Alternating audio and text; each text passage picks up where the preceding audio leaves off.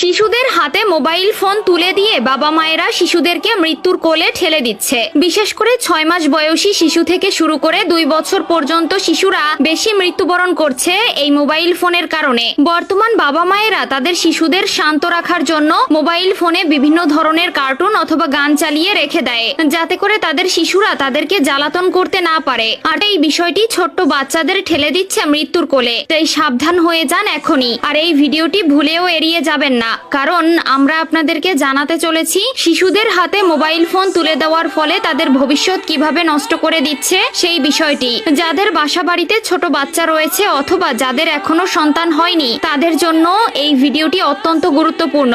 এক কথায় আপনার সন্তানকে বাঁচাতে হলে দেখতে হবে আজকের এই ভিডিওটি। আর ভিডিওটি শেয়ার করে দিতে ভুলবেন না, কারণ আপনার একটি শেয়ারে আরো অনেক ছোট সন্তান মৃত্যুর হাত থেকে রক্ষা পাবে। তো চলুন বেশি কথা না বলে শুরু করা যাক আজকের এই গুরুত্বপূর্ণ ভিডিও। প্রিয় দর্শক, বর্তমান আধুনিক যুগে এসে 100 জনের মধ্যে 95 জনের কাছেই আছে স্মার্টফোন। আর এই স্মার্টফোন নষ্ট করে ফেলছে ছোট বাচ্চাদের ভবিষ্যৎ। সাধারণত ছোট বাচ্চারা 12 থেকে 16 মাসের ভেতরে কথা বলতে শুরু করে। তবে ছোট বাচ্চারা এই স্মার্টফোন দেখার কারণে তারা তাদের বাকশক্তি হারিয়ে ফেলছে। একটি জরিপে দেখা গেছে 18 থেকে 22 মাসের ভেতরে ছোট বাচ্চারা হ্যাঁ না এমন ছোট ছোট শব্দ বলতে শিখে যায়। আর 3 বছরের মধ্যে তারা 70% কথা বলতে শিখে। তবে এই স্মার্টফোন তাদের এই বাকশক্তি কেড়ে নিচ্ছে। অনেক বাবা মা নিজের অজান্তেই তাদের সন্তানদের জেদের বশবর্তী হয়ে তাদের হাতে স্মার্টফোন তুলে দেয়, যা তাদের ভবিষ্যৎকে নষ্ট করে দিচ্ছে।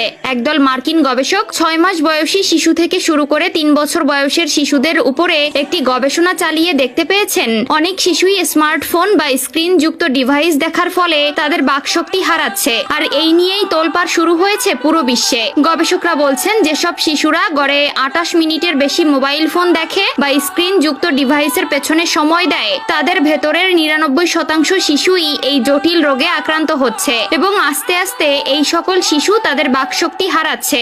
অন্যদিকে চীনের শিশু গবেষণা কেন্দ্রগুলো একই কথা বলছে। আবার কানাডার টরেন্টো বিশ্ববিদ্যালয়ের শিশু বিশেষজ্ঞ বিজ্ঞানী ক্যাথলিন বার্কেন শিশুদের দেরিতে কথা বলার এই বিষয়টি নিয়ে গবেষণা করে একই তথ্য দিয়েছেন। তিনি বলছেন শিশুরা সাধারণত তাদের বাবা মা বা বড়দের অনুকরণেই কথা শুনেই কথা বলতে শিখে। যুক্তরাষ্ট্রের সান ফ্রান্সিস গবেষণা কেন্দ্র যে কথা উল্লেখ করছে তা শুনলে অনেক বাবা মায়ের মাথায় বাজ পড়বে। তারা বলছে 6 মাস থেকে 2 বছর বয়সী 894টি শিশুর উপর জরিপ চালিয়ে তারা দেখতে পেয়েছে যেসব শিশুরা গড়ে 28 মিনিট বা তার বেশি স্ক্রিন যুক্ত ডিভাইস দেখে তারা দেরিতে কথা বলা শিখছে। যে সকল শিশুরা সবসময় মোবাইল দেখে তারা সাধারণত বাইরে খেলাধুলা করতে চায় না। আর এর ফলে শিশুদের স্বাভাবিক বিকাশ ব্যাহত হচ্ছে এবং শিশুরা ব্রেইন ক্যান্সার সহ আরো 27টি নানান ধরনের রোগে আক্রান্ত হচ্ছে। শিশুদের এসব ঝুঁকি থেকে রক্ষা করতে আজই তাদের হাতে মোবাইল ফোন দেওয়া বন্ধ করে দিন।